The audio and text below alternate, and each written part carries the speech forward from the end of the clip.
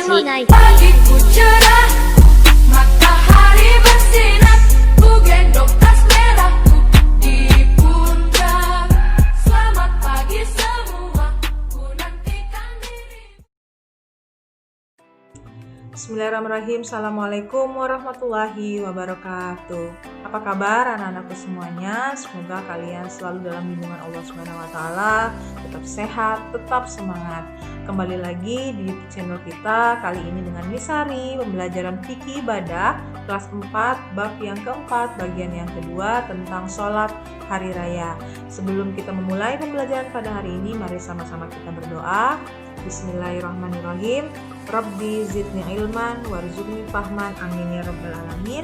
Semoga Allah Subhanahu wa taala memberikan keberkahannya kepada kita semua.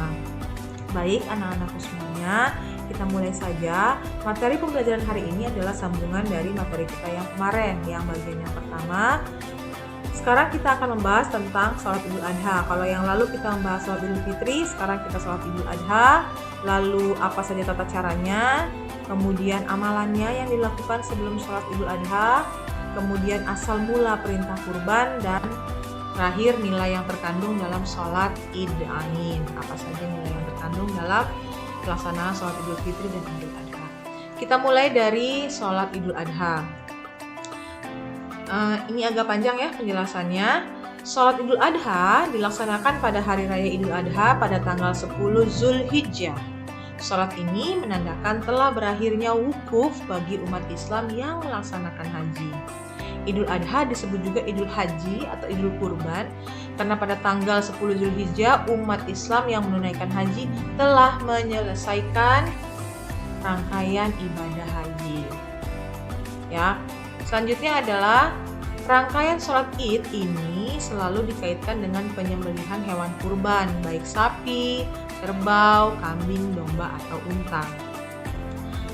Pelaksanaan kurban itu selama 4 hari, yaitu tanggal 10 Zulhijjah, yaitu hari raya Idul Adha, atau disebut juga dengan hari Nahar, tepat pada tanggal 10 Zulhijjah itu perayaan Idul Adha. Lalu boleh dilanjutkan pada tanggal 11, 12, 13 Zulhijjah yang disebut dengan hari Tasyrik. Kemudian hari raya Idul Adha adalah hari raya kedua terbesar bagi umat Islam, diperingati sebagai momentum sejarah tingkat ketakwaan yang tinggi dari seorang Nabi Ibrahim alaihissalam dan Nabi Ismail alaihissalam. Nanti ada penjelasannya ya, sejarah atau sejarah perintah berkurban. Apa dalilnya? Dalilnya adalah surah Al-Kautsar ayat yang kedua yang berbunyi Bismillahirrahmanirrahim, fasholli lirabbika wanhar. Artinya maka laksanakanlah sholat dan berkurbanlah sebagai ibadah dan mendekatkan diri kepada Allah Subhanahu wa taala. Kita lanjutkan menghidupkan malam dan hari Idul Adha. Hal-hal yang disunahkan pada malam hari raya Idul Adha apa saja? Yang pertama, perbanyak zikir kepada Allah Subhanahu wa taala. Kedua, melakukan sholat ya, baik itu sholat fardunya, sholat sunnahnya, lalu berdoa kepada Allah, perbanyak istighfar, banyak bersedekah ya, lalu menggunakan takbir setelah sholat subuh pada hari Arafah yaitu 9 Zulhijjah ya, besoknya pada subuh 9 Zulhijjah sampai sebelum maghrib pada hari Tasyrik. Jadi kalau takbirannya Idul Adha itu lebih panjang ya, sampai 4 hari masih takbiran sampai terakhir yaitu hari Tasyrik tanggal 14, 12, 13, 14 Zulhijjah. Nah, ini adalah amalan sunnah untuk menghidupkan malam hari raya Idul Adha. Selanjutnya adalah niat sholat Idul Adha. Kita mulai dari pelaksanaan sholat Idul Adha ya, tadi sudah diulang pada tanggal 10 Zulhijjah.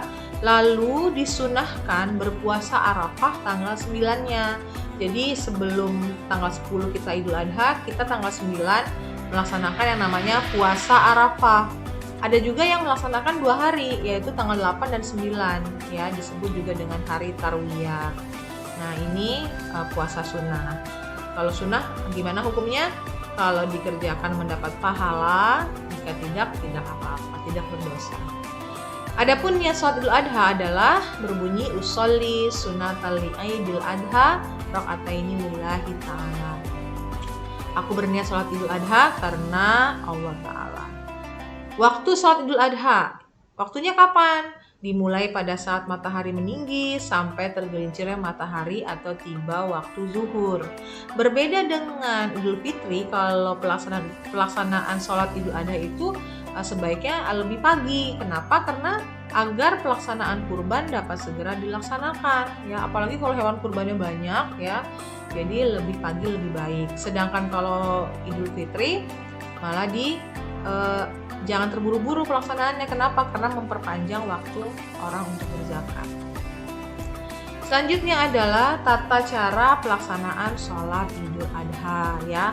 Pertama, dilaksanakan secara berjamaah. Sama ya dengan Idul Fitri, tidak didahului azan dan iqamah, terdiri dari 2 rakaat dan membaca takbir 7 kali pada rakaat yang pertama dan 5 kali pada rakaat yang kedua ya. Itu bacaan takbir. Jadi setelah takbiratul ihram membaca takbir 7 kali dan membaca takbir 5 kali pada rakaat kedua. Di sela-sela takbir kita membaca subhanallah walhamdulillah wala ilaha illallah wallahu akbar. Jadi Allahu akbar, subhanallah walhamdulillah wala ilaha illallah wallahu akbar, Allahu akbar. Baca lagi.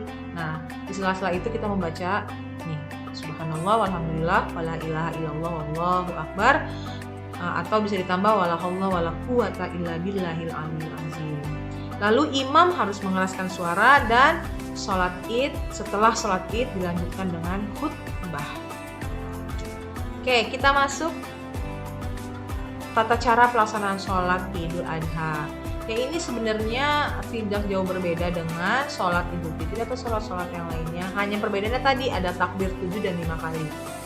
Lalu kita lihat ya, berdiri tegak menghadap kiblat, membaca niat dalam hati diiringi dengan takbiratul ihram, lalu takbiratul ihram, lalu membaca doa iftitah. Rakaat pertama membaca 7 kali takbir dan bacaan tadi tasbih, tahmid, tahlil dan takbir. Lalu membaca surah Al-Fatihah, membaca salah satu surah Al-Qur'an, ya surat pendek. Pada rakaat pertama membaca surah Al-A'la dan rakaat kedua surah Al-Ghasyiyah. Lalu ruku dengan tumaninah, artinya tidak terburu-buru, dengan tenang. I'tidal juga dengan tumaninah, sujud dengan tumaninah, duduk iftirosi, duduk di antara 2 sujud dengan tumaninah, sujud kedua dengan tumaninah, kemudian berdiri untuk rakaat yang kedua. Terus sebelum membaca Al-Fatihah dan surah Al-Quran membaca takbir 5 kali, diselingi bacaan tasbih, tahmid, tahlil dan takbir. Kemudian tasyahud akhir setelah sujud kedua, lalu ditutup salam. Setelah salam jangan langsung pergi, mendengarkan khutbah. Ya, nih ya. Kalau sholat Idul Fitri Idul Adha ada khutbahnya. Pada saat khutbah pertama, khatib membaca khutbah membaca takbir 9 kali dan pada khutbah kedua membaca takbir 7 kali. Ya, ini tata cara pelaksanaan sholat Idul Adha. Ini maaf ya, ini membaca takbir 9 kali dan pada khutbah kedua membaca takbirnya 7 kali. Oke. Kita masuk ke amalan sebelum sholat Idul Adha.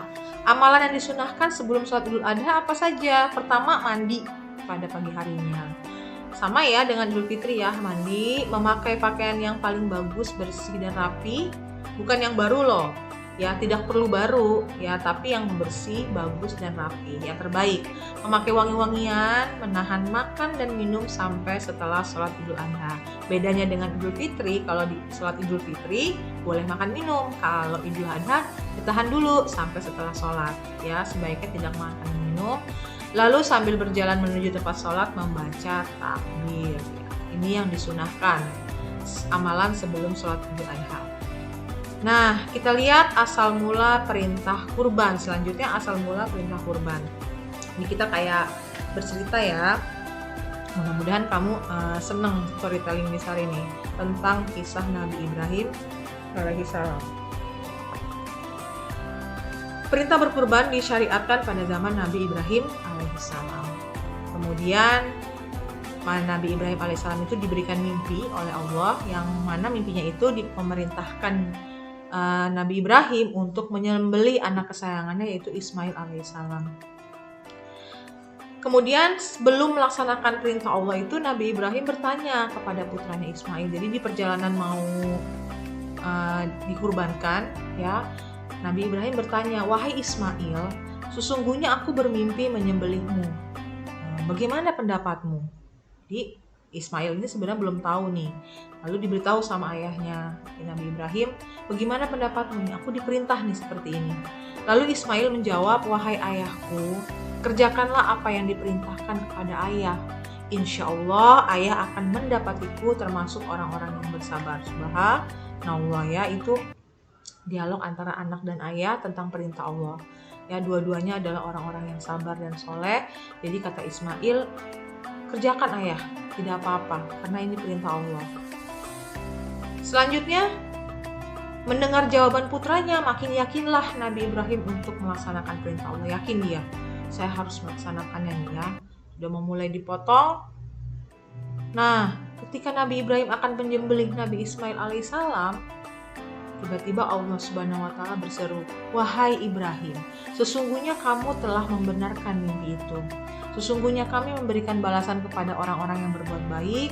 Sesungguhnya ini ujian yang nyata dan kami menembus anakmu dengan seekor sembelihan yang besar." Nah, setelah itu ternyata Nabi Ismail digantikan oleh sembelihan seekor domba dan tidak jadi dikurbankan karena Allah memberikan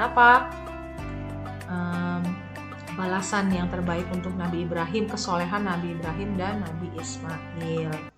Nah, dan demikianlah perintah kurban disyariatkan oleh Allah Subhanahu wa Ta'ala dan menjadikannya hari raya Idul Adha agar dapat meneladani ketakwaan Nabi Ibrahim dan Nabi Ismail alaihissalam. Nah, itu adalah sekilas asal mula perintah kurban, ya. Sekarang kita masuk ke yang terakhir, yaitu nilai yang terkandung dalam sholat Id-Ain. Pertama adalah kedisiplinan.